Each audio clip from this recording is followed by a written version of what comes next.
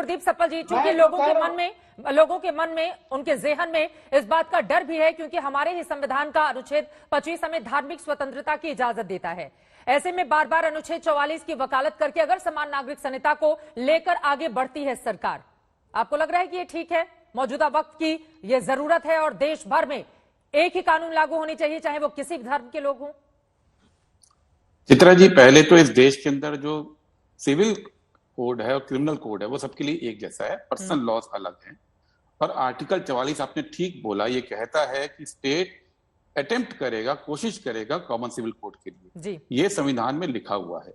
अब सवाल इसके आगे है, इसको केवल मुस्लिम समुदाय के बरक्स नहीं देखा जाना चाहिए। जैसा अभी कहा कि अलग अलग देश के हिस्सों में अलग अलग समुदायों में अलग अलग प्रैक्टिस है, चाहे वो नागा प्रैक्टिस हो, चाहे वो केरल में नायर प्रैक्टिस हो, चाहे वो सिख मैरिज की बात हो, वो अलग अलग प्रैक्टिस हो। अगर आएगा तो सबके लिए समान आएगा।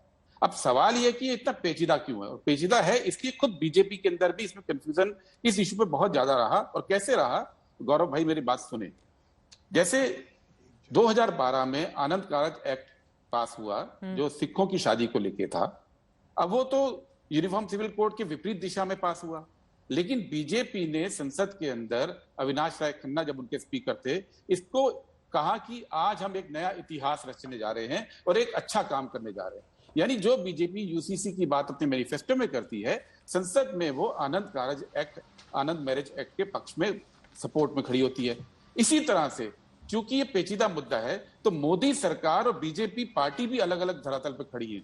जैसे बीजेपी की पार्टी आज अपने मुख्यमंत्री को कह रही है कि आप तैयारी कीजिए यूसीसी अपने स्टेट में लाने के लिए, लेकिन इसी साल फरवरी में लॉ मिनिस्ट्री में किरण रिजिजू के हस्ताक्षर के साथ एक 12 पेज का एफिडेविट कोर्ट के अंदर दिया और ये बोला कि स्टेट्स को अधिकार नहीं है कॉमन सिविल कोड के लिए, यूनिफॉर्म सिविल कोड के लिए, ये केवल पार्लियामेंट का अधिकार है, स्टेट बना नहीं सकते। अब तय बात है कि केंद्र की सरकार ने कोर्ट में झूठ तो बोला नहीं है।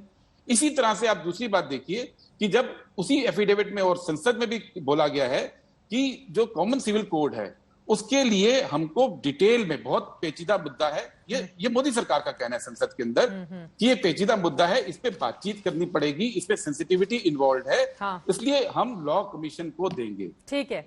लॉ कमीशन 21वीं ने रिपोर्ट भी दी, 2016 में लॉ कमीशन को दिया गया, 2018 में लॉ कमीशन ने रिपोर्ट दी। 1 मिनट, 2018 में लॉ कमीशन ने रिपोर्ट दी और उसने ये रिकमेंडेशन दी कि ये डिस्क्रिमिनेशन पर्सनल लॉ का ना हटाया जाए।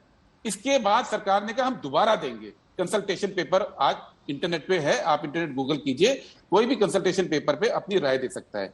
लेकिन पिछले 2 साल से जो 22वां लॉ कमीशन बनाया जिसको इस पे स्टडी करनी थी, उसका चेयरमैन ही नियुक्त नहीं किया है। फरवरी 2020 से आज हम मई 2022 में आ गए हैं। 3 साल का टेन्योर था, जवाब दीजिए गौरव भाटिया जी, ये लेकिन बात तो सच है ना?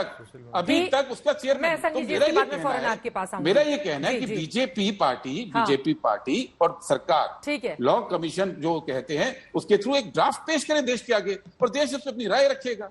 ये असंवैधानिक नहीं है, हो जाता है और लोकतांत्रिक देश में इस तरह की स्थिति बननी भी चाहिए। गौरव भाटिया जी, और मेरा सीधा सा सवाल है, चले एक तरफ उत्तराखंड से, उत्तर प्रदेश से, दूसरे हिस्सों से समान नागरिक संहिता को लेकर आपके बड़े बड़े बीजेपी के जो क्षेत्रीय नेता हैं वो अपनी आवाज को बुलंद कर रहे हैं, हालांकि गृह मंत्री भी इस पर बोल चुके हैं। लेकिन मेरा यह सवाल है कि समान नागरिक संहिता के मामले में राज्यों के हाथ तो बने हुए हैं, वो तो अपने हाथों से इस मामले में कानून नहीं बना सकते हैं, तो क्या ये सिर्फ माहौल बनाने का काम बीजेपी की ओर से किया जा रहा है?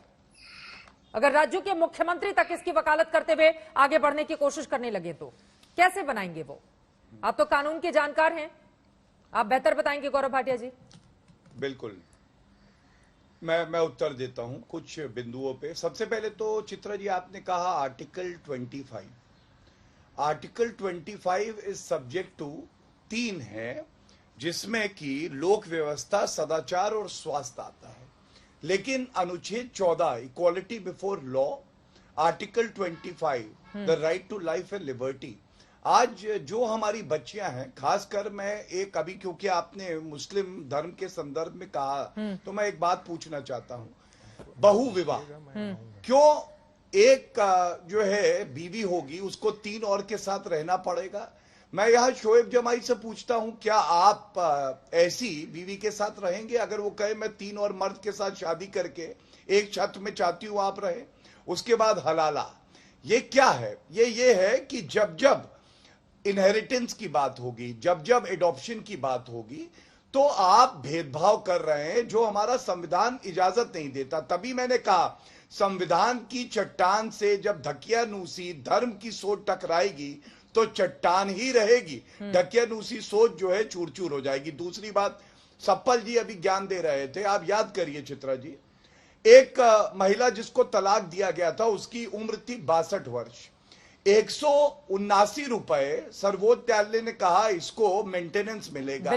शाहबानो का जजमेंट है, राजीव गांधी प्रधानमंत्री थे, वो नहीं देख पाए थे, उस जजमेंट को निरस्त किया एक लॉ लाके।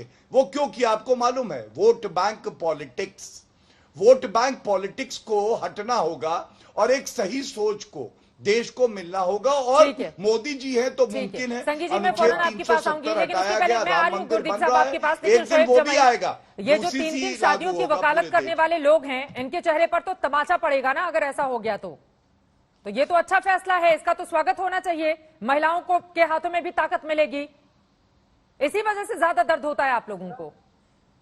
जी नहीं चित्रा जी, देखिए हमें दर्द नहीं होता क्योंकि आप कह रहे हैं यूसीसी का सारा बड़ा मेन मकसद पॉलीगेमी यानी कि बहु विवाह के यहाँ पे कंट्रोल करना है। हाँ। आपको पता है इस बॉलीवुड इंडस्ट्री में कितने लोग बहु विवाह करते हैं? बीजेपी की सांसद हैं श्रीमती हेमा मालिनी जी, उनके पति जी बहु विवाह किए। एक सेकंड सर, देखिए यहाँ पर मेरी बात सुन लीजिए। शोएब जमई, किसी के भी पर्सनल अटैक करना, एक सेकंड, जो यहाँ पर मौजूद नहीं है, मैं इसकी इजाजत आपको नहीं दे सकती। शोएब जमई एक सेकंड प्लीज मेरी बात सुनिए, एक सेकंड मेरी बात सुनिए। शोएब जमई जो हमारे साथ यहाँ पर मौजूद नहीं है, किसी के ऊपर भी व्यक्तिगत टिप्पणी किसी की शादी पर बैठकर आप यहाँ पर मत कीजिए। यहाँ पर एक मुद्दे पर बातचीत हो रही है और मुद्दे नहीं सुनिए शोएब जमई, बहु विवाह की बात हो रही तो उनके ऊपर भी लागू हो जाएगा ना। जिन लोगों ने, एक सेकंड, जो लोग इस तरह का प्लान बना रहे हैं तो अच्छा है ना, उनके ऊपर भी लागू होगा। ये तो देश की बेहतरी के लिए होगा, तो इसका तो स्वागत किया जाना चाहिए। आपको एक ही मुद्दा मिला है, सिर्फ एक व्यक्ति का नाम ले लें और बताएं कि इन्होंने ही बहु विवाह किया है और उन लोग उनकी ओर से कैसे किया गया। सवाल पूछ लीजिए, अगर इनके घर में इनसे कहा जाए कि 3 और मर्दों के साथ एक छत के नीचे रहेंगे, सवाल तो महत्वपूर्ण है, ये तीखा आपको लग सकता है शोएब जमई, लेकिन सवाल तो महत्वपूर्ण है ना। इक्वालिटी ऑफ जेंडर, अगर महिलाओं को ज्यादा ताकत दिया जा रहा है इसके जरिए तो फिर आप लोगों को दिक्कत होती है। इसी नॉर्थ ईस्ट क्यों करते हैं एक पुरुष 3 विवाह? महिलाओं को इस तरह का अधिकार क्यों नहीं दिया जाता? महिलाओं के साथ क्या बर्ताव होता है ये बताने की जरूरत है। नॉर्थ ईस्ट में है मैडम, नॉर्थ ईस्ट में है। वैसे तो हर मुद्दे पर आप लोग कहते हैं कि समान ताकत चाहिए, संविधान का हवाला दिया जाता है, लेकिन जैसे ही बात आएगी समान नागरिक संहिता की, पर्सनल लॉ आप लोगों का तुरंत आ जाएगा बीच में। आधा अधूरा बताते ना, हम पूरा बताते हैं। नागालैंड मिजोरम में पॉलीएंड्री की इजाजत है। अरे नागालैंड मिजोरम भी आ जाएगा ना, नागालैंड मिजोरम थोड़े ना देश के बाहर है। अगर समान नागरिक संहिता की वकालत पूरे देश के लिए हो रही है तो क्या वो बाहर है यहाँ से? जो नॉर्थ ईस्ट के नेता है उनको कुछ नहीं पता कर लीजिए कि वो पॉलीएंड्री को चाहते हैं। ओके, समझ में आ गया आपकी सोच क्या है। वो 3 विवाह पर अभी तक मुंह नहीं खुला आपका और मुस्कुराते रहिए आप इस बात पर।